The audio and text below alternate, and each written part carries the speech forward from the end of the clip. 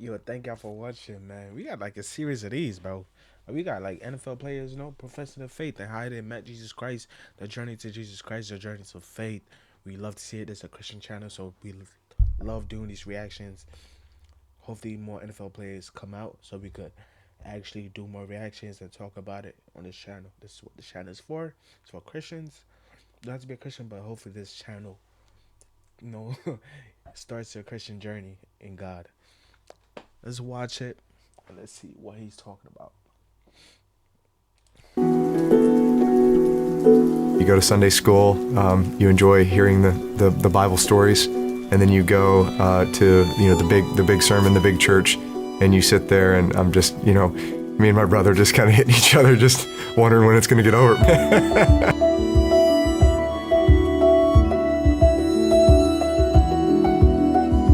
The second to last game of the season, third round of the playoffs, I was the starting quarterback. I suffered a torn ACL in my knee.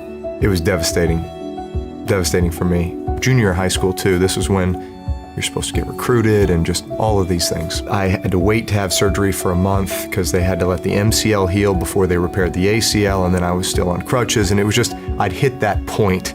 I had seen friends have that injury and never come back quite the same, so what I thought was just gonna be my life, sports, I felt like was being stripped away from me. And I remember sitting in church on my 17th birthday and sitting in that same pew where my brother and I used to just goof around and never pay attention. And for some reason that day it was different.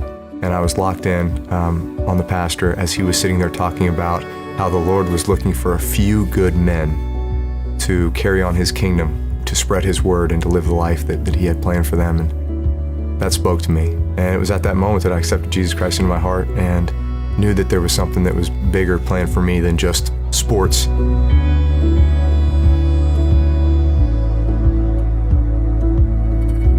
My fifth season, going into an off season in which I did not have a contract, I was going to be a free agent. I get hurt the very last game of the 2005 season with the San Diego Chargers. I never dislocated anything in my life, but I knew exactly what happened. And I knew too that besides maybe like a broken neck or something, that is the absolute worst injury that I could ever have asked for a quarterback. As I'm walking off the field with my shoulder stuck like this because it was dislocated, I'm sitting there thinking, I'm probably never going to put on a Charger uniform again. And then it hits me that, you know what, I might not ever play football again.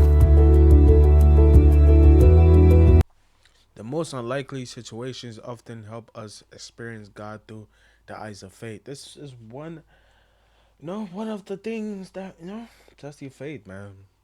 Hard some circumstances always test our faith. And how do you win through that? Just praying, man. Sometimes the issue of life gets too tough that you forget that you have faith. And you just have to pray to God that he restores back your faith and he strengthens your faith. That's all you could do. Right? Let's get back into it. A few short months later, my wife and I were taking a visit to New Orleans, who was 6 months post-Katrina, and we're just looking at the sheer devastation and just saying, I'm not going to trust what I see with my eyes here because my eyes are telling me not to come here. And yet my heart, my soul, the Lord is telling me that this is our calling. It's not about just coming to play football and be a part of the resurgence of a football team or an organization, but it's about the resurrection and rebirth of a city, and we can be a part of that. Trusting God beyond what their eyes could see. Drew and Brittany moved to New Orleans in 2006.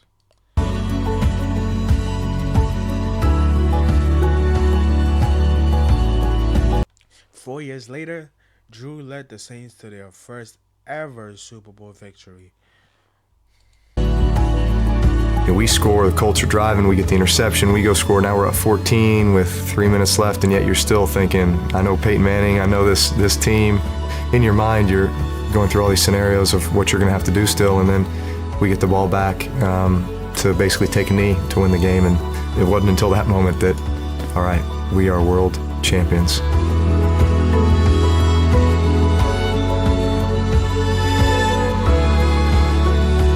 I think we as people, we want to see and touch and feel in order for it to be real for us, and yet 2 Corinthians 5:7 will tell you, you'll be led by faith and not by sight. So much of life is that. Did you say Second Corinthians? Sight.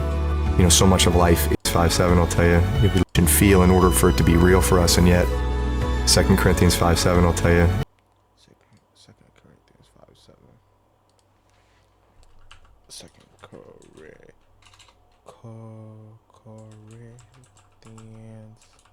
Yeah, I'm butchering this. 5 verse 7. I'm butchering Second Corinthians, but so Second Corinthians 5:7. Let's read it for y'all. If anyone has caused grief, he has not much grieved me, as he has grieved all of you to some extent. This is NIV, okay.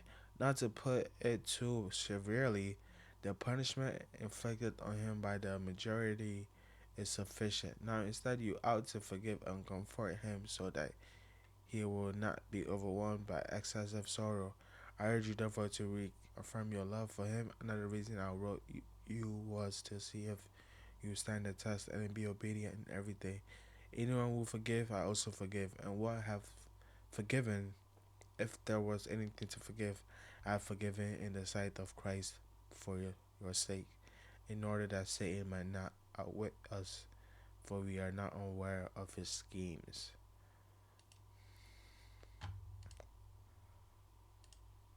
you'll be led by faith and not by sight. So much of life is that. It's faith in God, knowing that He's got a plan, and at times you don't understand it, and you're not going to see it, and yet you just have to trust and you have to have faith. For we live by faith, not by sight. Oh, I think I messed it up. It's actually. Oh, is it? No, I didn't mess it up. Oh, it's just. Oh, I think I did. Yeah, 5:7. 5:7. This is what 5:7 is. Man, I thought I had to sneeze for a second. But yeah, this is what it says. 2 Corinthians 5:7. Now the one who has. Oh, 5:7. 5:7. Wow. For we live by faith, not by sight. Right there.